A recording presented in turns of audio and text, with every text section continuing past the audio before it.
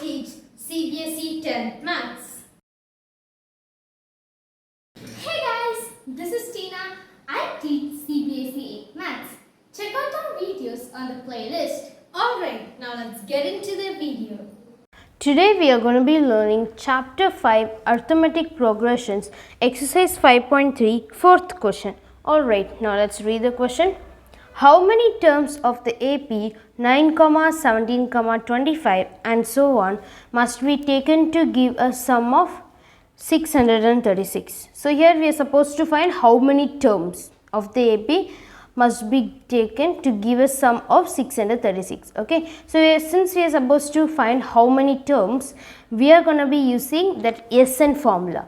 Okay, so and that too here they had mentioned sum, so I'm sure that I'm going to be using that formula. Okay, so here now according to the question, the sum is, the SN is 636. So let us write SN is equal to 636. Okay, so what is the AP here?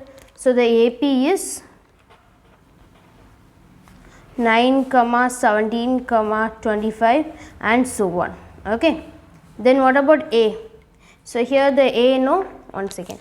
So here the A is equal to 9, and what about D? Is equal to A2 minus A1. So here 17 minus 9, it is 8. So D is equal to 8. Okay, so now here we don't know the N, isn't it? So N is in question mark. Okay, why? Because we are supposed to find how many terms can be taken to give a sum of 636. Since we are supposed to find how many terms, so we are using this formula, and that too they mentioned sum, isn't it? So SN is equal to 636. So whenever they mention sum of 636, you are supposed to take SN is equal to 636. I am sure that you guys know these things. And okay, now we can apply the formula, isn't it? So let us apply it. Okay, so what is the formula? So the formula is Sn is equal to n by 2 and then bracket 2a and then plus bracket n minus 1 into d and bracket. Okay, so this is the formula. Okay, alright. So now we can substitute the values. So Sn, we are supposed to write 636 is equal to n, we don't know, so let us write n by 2, and then 2 let us write it as it is, and 2 into a means a value is 9. Okay, and then plus, and here we don't know n value, so let us write it as it is, and here the d is 8. Okay, so now what we can do now we can solve them. So here I am going to do cross multiplication. Okay, so when I just cross multiply 636 into 2 is equal to n. Okay, this is how we are supposed to do. Okay, so 9 2s are, it is 18, and then here now I am going to multiply this 8 with this n minus 1. So 8 into n is, so let us write, plus 8 into n is 8n, and minus 1 into 8 is minus 8. Okay. Alright guys, so now what we can do, we can multiply them. When we just multiply them, we get 1272. Okay, alright, and then is equal to, let us write n as it is, and here 18 minus 8, these both are constant. So 18 minus 8, it is 10. So 10 plus 8n. Okay, so now what we can do, so now we can actually multiply this n. One second, let us write it as it is. So let us multiply this n with 10 as well as 8n. So n into 10 is 10n, and n into 8 plus 8n is plus 8n square. Okay, so this is how we are supposed to write. Okay, so now what we can do, so now we can actually get these values to this side. Okay, guys, so now one second. Yeah, I am gonna get these values to this side. Okay guys, so now we have 1272 is equal to 10n plus 8n square. Okay, so here what I am gonna do is, first I am gonna write 8n square and then plus 10n. Okay, you will understand why I am writing it like this. Okay, I just wrote it like that, so I just shifted the places. Okay, and then I'm gonna get this 1272 to this side. When it comes to this side, it changes into minus 1272.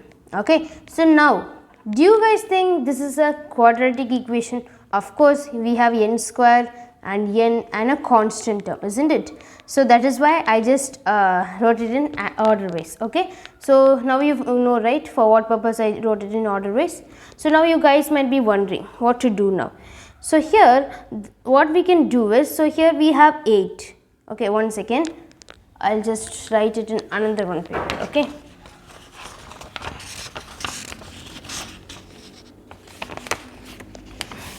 okay, so now here we have 8, I'll write 8n square plus 10n minus 1272 is equal to 0. So here I have 8, 10, 1272. So we can we get 8 in 2 table, we get 10 in 2 table. So 1272 also we can cancel it in 2 table. So I'm going to take 2 as common. Okay, okay, so let me just take 2 as common. Okay, and then when I just take 2 as common, let us write, so 4 2s are, it is 8. So and then write the n square as it is. So 4 2s are, it is 8 and 8 n square. Okay, and then plus 5 2s are 10 and we are supposed to write n. So we are supposed to multiply with those numbers in which we should get the above value. So here we have 8n square plus 10n. So when I just multiply, I get them, right? Okay, and then let us write minus as it is. And then first we have 12. So 6 2s are, it is 12, and then I have 7. So 6 3s are, it is 7. Sorry, 6 3s are, okay, I'm sorry guys. So here now I have 7, right? So 3 2s are, it is 6. So balance 1, and then again 6 2s are, it is 12. Okay, now close the bracket. Okay, and then is equal to 0, of course. So now of course you guys know, no need to consider this too. Now we can write 4n square, whatever things we have inside the bracket, let us write it as it is. Okay, okay, is equal to 0. Okay, so now finally we got a quadratic equation. So you guys might be wondering what to do. So we are going to be solving this. Okay, how to solve this?